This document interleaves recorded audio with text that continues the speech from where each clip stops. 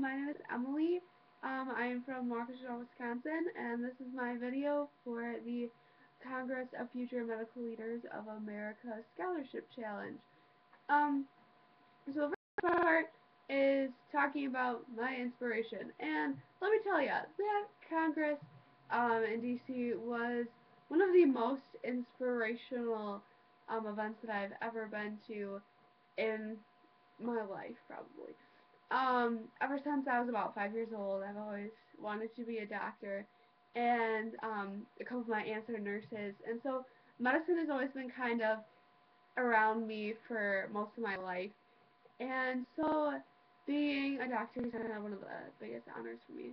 And I've actually decided that I wanted to specialize in obstetrics and gynecology, because I think the whole birthing process and sort of women's health is kind of my calling a little bit. So my biggest philosophy, I guess, for medicine, and sort of my inspiration to just help people is that a patient is entrusting their life in their doctor's hands. And to me, that is one of the most intimate forms of trust that not many people can find anywhere else. Um, and I think as a physician, that is one of the highest honors that you can ever achieve. What even if you are like the most world renowned surgeon, the fact that you have people that trust you with their lives, and if you are one of the most incredible people in the nation, that means millions of people would probably trust you with their life, and that is incredible. Um, so continuing, my topic of research, I guess, was ovarian cancer. I decided to take a look at ovarian cancer, what it is, the ovary and itself, and the fact that our screening methods we have right now aren't very effective. We have relatively effective treatments for a lot of the 21 different subtypes of ovarian cancer, um, but actually detecting the cancer itself is sort of lacking in what we have right now.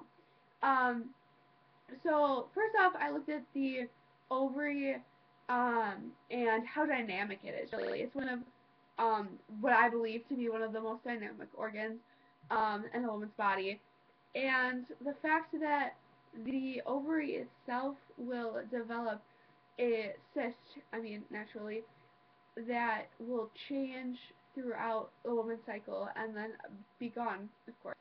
Um, but the hallmark signs of a cyst or growth that really needs to be looked at were sort of a septum, different levels of fluid, and sort of a tooth-like structure within the mass itself.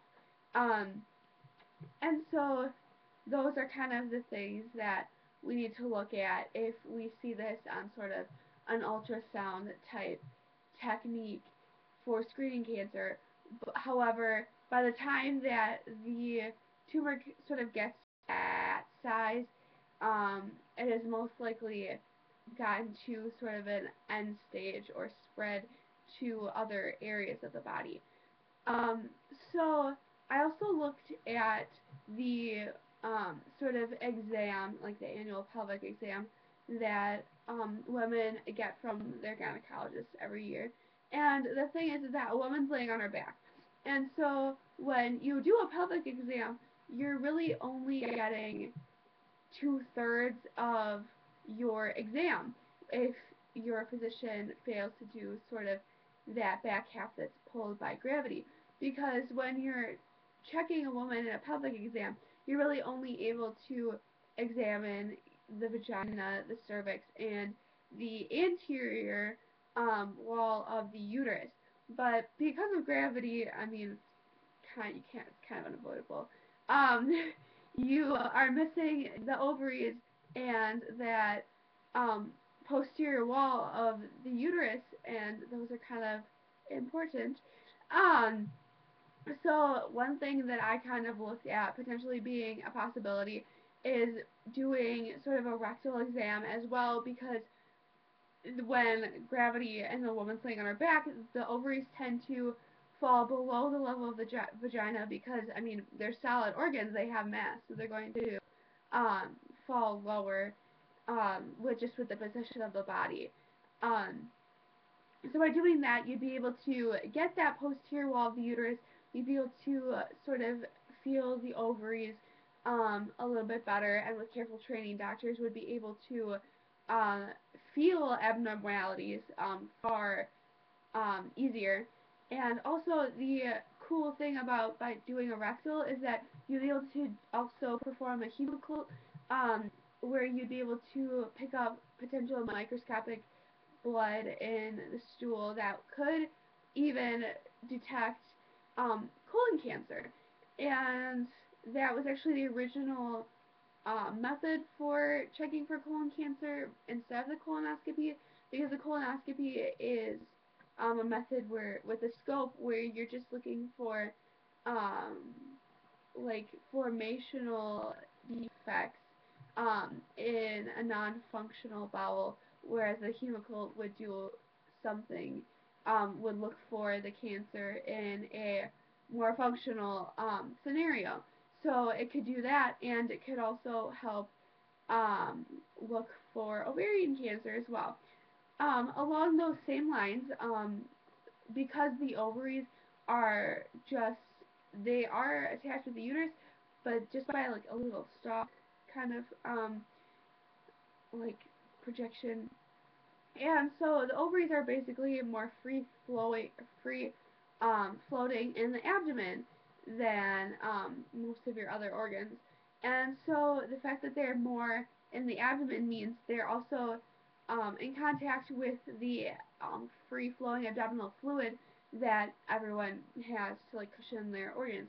And so by when on her back, that abdominal fluid would create like a small bulge in between the posterior vaginal wall and the cervix. And generally, there would only be a bulge if there was um, an increased amount of this fluid, which would cause abdominal pain, which is one of the sure signs, or not really sure signs, but one of the signs that you could potentially have ovarian cancer. So you could perform a choledocentesis and check that fluid for ovarian cancer. And because you can check that abdominal fluid for cancer, because my logical explanation, I couldn't really find the reasoning behind the way you could check for the cancer with this choledocentesis, but from my understanding, cells from the ovary would be um, in that fluid as well, or some of the proteins or cells trying to fight off that growth or tumor or mass or whatever is in that ovary, um, which would detect that a woman would have that cancer or growth. So my sort of idea, I guess, is if you can do that with the fluid just in the abdomen, why wouldn't you be able to do that with the vaginal fluids? um, why wouldn't you be able to screen endometrial lining, or the blood that a woman expels from her period? Why wouldn't you be able to test that? Or by sort of a catheter like procedure, go into the ovary and pull out a small amount of fluid and the follicle cells that are there, to test those for a potential of like the cancer or the growth. Um, so that was my biggest like new kind of idea. Like, why, if we can test for this cancer by abdominal fluid, why can't we just go straight to the source? Because generally, if you have a problem, they're always like, oh, go to the source of your problem, and you'll be able to, kill two birds with one stone. So why can't we just go straight to the source of ovarian cancer and go directly to the ovary, even though like tumors wouldn't be able to don't show up very well on a CT scan, and the CA-125 blood tests aren't always accurate because it picks up all the so why not just take A, the blood from the source, or B, a test directly from that ovary. So that was kind of my biggest thing. Um, so that was sort of my thesis. My I was really like, if I ever get a chance to like actually test this out, I'm really hoping that there is some either a proteins or whatever found in the blood that would help indicate some sort of abnormalities or something that the immune system is trying to fight off, or you'd be able to have remnants of the cancer cells within that sort of substance. So this is my scholarship project. I thank everyone with the National Academy of Future Physicians for giving us, and me specifically, this opportunity to apply for the scholarship and for listening to my proposal. And I hope you guys enjoyed it. Thanks.